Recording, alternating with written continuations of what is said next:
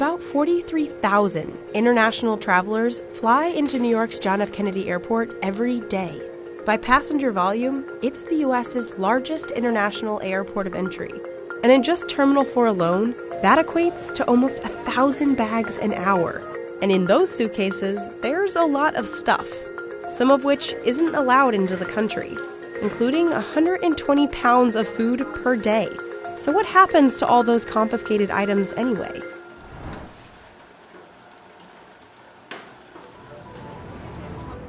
If you flew into JFK in the 90s, getting something into the US was a lot easier. But after 9/11, a conversation started about how to protect the country from dangerous foods, drugs, and people. And US Customs and Border Protection, as it's known today, was formed. You'll generally see two kinds of CBP officials at airports: officers like Steve and agriculture specialists like Ginger. Their job is to find, seize, and destroy millions of items each year that don't belong in the United States. It's a big job, and sometimes it requires a sidekick. A sidekick on 4 legs. This is K9 Spike. Look, Spike. He is an 8-year-old Belgian Malinois. I've been his only handler from day one. He's trained in narcotics. During the duration of our career, probably seized over 400 different seizures. CBP officials like Steve identify high-risk individuals trying to enter into the U.S., as well as drugs and firearms. And because these are such high stakes, dogs like Spike are trained in a special way, in what's called passive response, meaning if they sniff out drugs, they don't scratch, they don't bark, and they don't make a scene. They sit. And if they're right, the dog gets rewarded. His reward is actually this toy right here. So he likes to play. So, ain't that right? You like to play. You like to play. Yes, you do. Yes, you do. Let me see it. Let me see it. Here at the port, we've caught up to 16 keys of ecstasy recently. Narcotics are then seized and sent to be incinerated. The incinerator's location is kept a secret as a matter of national security. Now, pretty much everyone knows that narcotics aren't allowed through U.S. borders, but actually drugs aren't the most commonly seized item at JFK. Food is.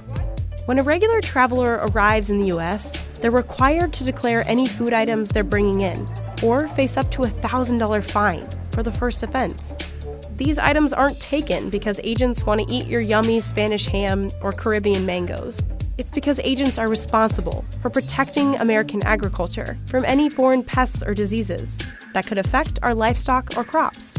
And that's where agricultural specialists like Ginger come in. Everything gets destroyed to protect against that pest risk. We are protecting the country's agricultural interests. We're protecting against bioterrorism, where someone could intentionally try to bring in items to wreak havoc in this country. Foreign bugs hitchhiking in luggage have wreaked havoc in the U.S. before. Florida's orange and grapefruit growers lost $2.9 billion from 2007 to 2014, thanks to the Asian citrus psyllid. And since being introduced into the U.S. in the 90s, the Asian longhorn beetle has ravaged hardwood trees. Eradication efforts between 1997 and 2010 cost more than $373 million.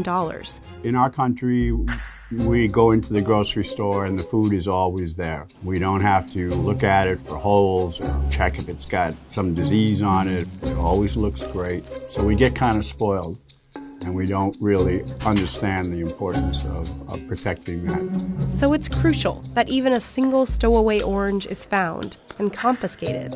But with 34 million annual international passengers to and from JFK, going through each of those bags can seem pretty impossible. For humans, that is. Luckily, they've got a little help from the Beagle Brigade. This 4-legged officer is Biscuit, and like Spike, Biscuit is trained in passive response. But Biscuit's trained to sniff out food, rather than drugs. They actually learn. They start out with 5 target holders, and then over the years he'll expand. And they retire with sometimes like 150 holders that they know. And Biscuit's pretty good at sniffing. These beagles have an estimated 90% accuracy rate. Watching your dog sit on 3 grapes in a Samsonite hard-side suitcase is just incredible. Scientists say their nose is 1,000 times stronger than ours, and they prove it every single day. Once Biscuit sniffs out an item, the passenger in question and their bags go to Ginger, who will x-ray and search the luggage. Okay, these are both your bags, correct? Okay. Did you pack everything yourselves? You pack your bags yourself? Okay. Ginger unzips the bag and searches each one by hand.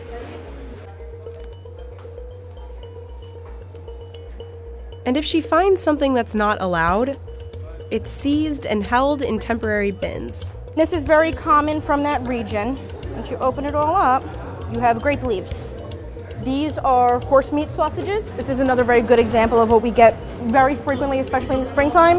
This is a plant that they're planning on bringing here to grow. So anything for propagation has additional in-tray requirements. So this is 2 families worth from one flight. JFK disposes of the contraband food in one of 2 ways, the grinder or the incinerator. Ginger will bag up the seized items and label them based on their final destination. So we're gonna go walk this bin, nice and full from those 2 passengers, down to our contraband room. This is the room where illicit food meets its end.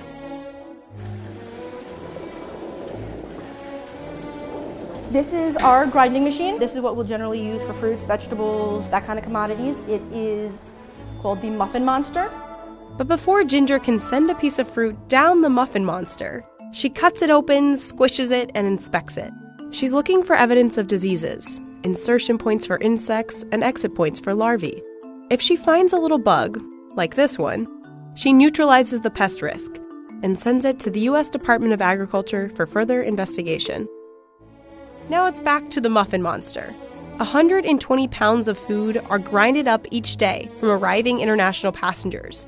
Avocados, mangoes, and citrus are among the most common fruits that end up in the grinder. We do get messy. It's important to dispose of it properly. I love to eat as much as everybody else. I'm a big fan of food, but I know the importance of making sure that what we seized because of established risks is disposed of properly to prevent it from causing problems. So the next time you've got an orange tucked into your luggage, declare it and let experts like Ginger decide if it's admissible. And leave the Serrano ham in Spain, because Biscuit will find it.